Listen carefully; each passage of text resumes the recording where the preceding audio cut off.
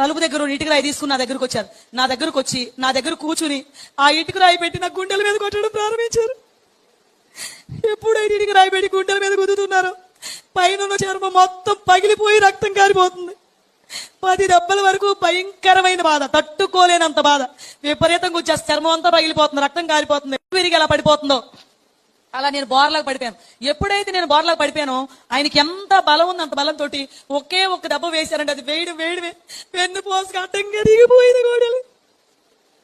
నిజంగా మన దేవుడు గొప్పవాడు కనుక నన్ను బ్రతికించాడు, కానీ లేకపోతే వెన్నుపోస 2 ముక్కలైపోవాల్సింది.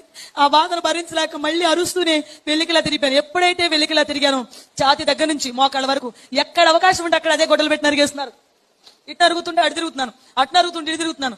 అనుకోకుండా ఒక గొడ్డలు దెబ్బ వచ్చి కరెక్ట్ గా నా ఎడమ వైపున ఉన్న మోకాల్లో దిగిపోయిందండి గొడ్డలు. ఎప్పుడైతే గొడ్డలు మోకాల్లో దిగింది ఇంకా భరించలేక అరుస్తూనే కుడివైపు తిరిగిపోయిన వెంటనే ఇంకొక బలమైన దెబ్బ పడింది. అది పడ్డమే కుడివైపు ఉన్న డొక్కలో నుంచి లోపల ఉన్న ఊపిరితిత్తి వరకు వెళ్ళిపోయింది. ఎలా వెళ్ళిందో కానీ తిరిగి లాగుతుంటే గొడ్డలు రావట్లేదు, బట్టలు పట్టేసి. ఇప్పుడు నా పరిస్థితి ఎలా ఉందంటే మనం కోడిని గనక మెడగోసి ప్రక్కన వదిలేస్తే ఎలా తన్నుకుంటుంది అంతకంటే భయంకరంగా నేను తన్నుకోవడం ప్రారంభించాను. ముఖ్యంగా నాకు కళ్ళు కనపట్లేదు, కళ్ళ నిండా రక్తం పడిపోయింది. ఏం జరుగుతుందో నాకు